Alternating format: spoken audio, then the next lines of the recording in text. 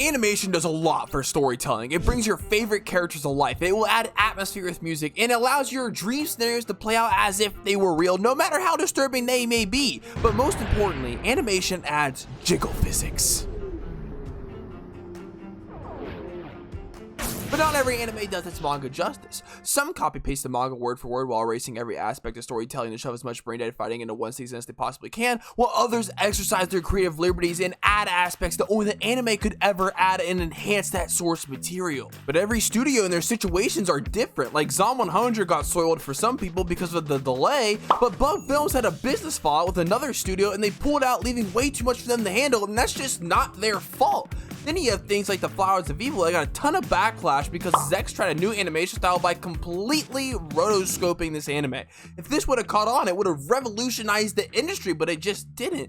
All while Madhouse was trying their own little art project on No Game No Life, and it became one of the biggest selling points of that anime.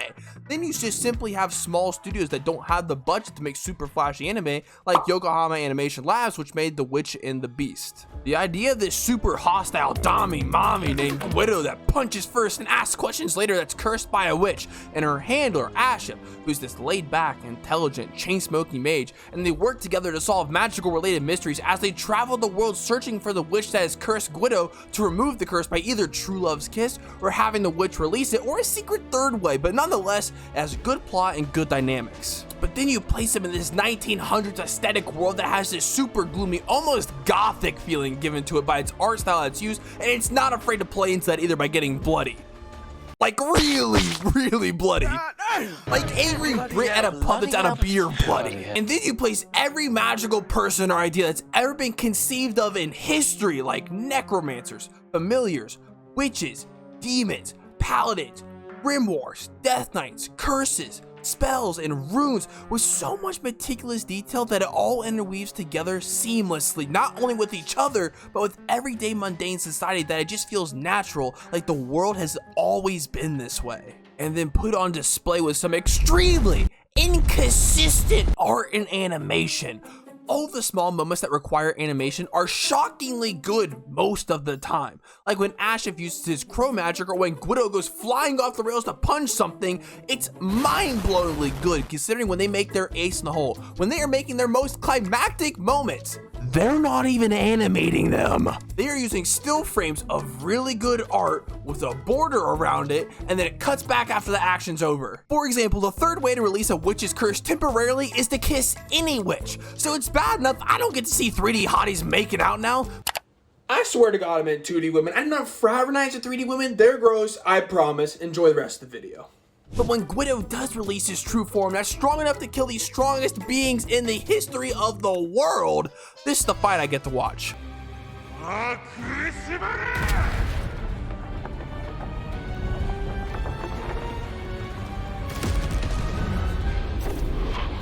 And oh boy, don't even get me started if there's a bunch of dialogue that's happening.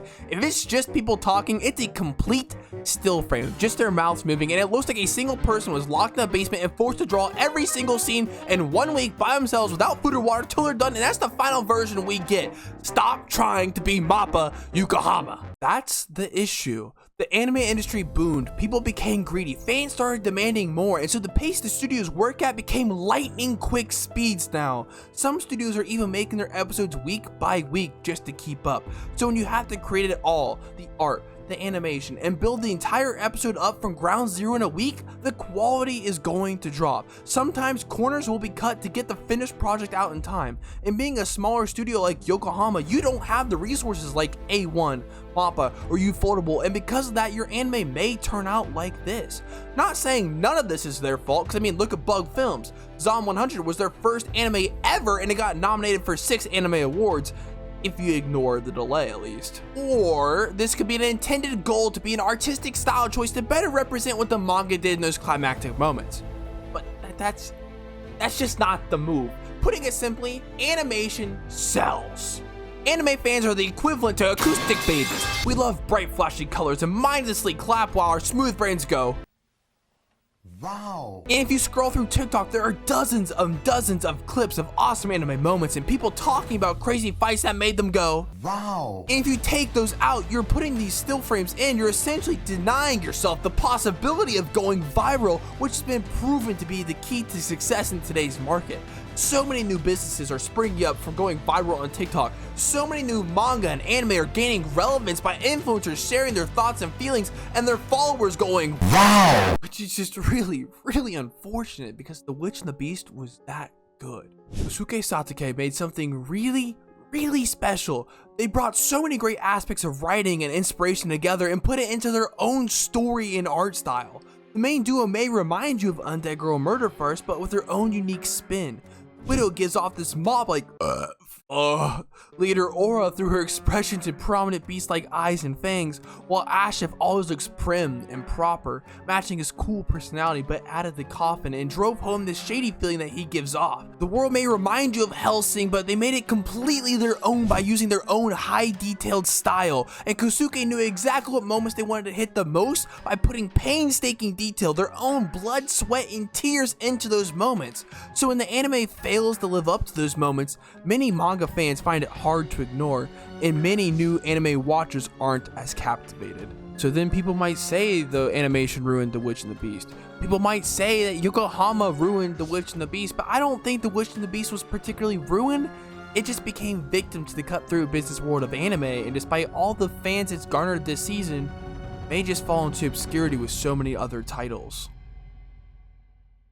But you can pull my channel out of the obscurity by subscribing if you enjoy it. And if you're not sure, watch a couple more of my videos, come back, subscribe later, and I'll see you guys in the next one. You better be subscribed by then.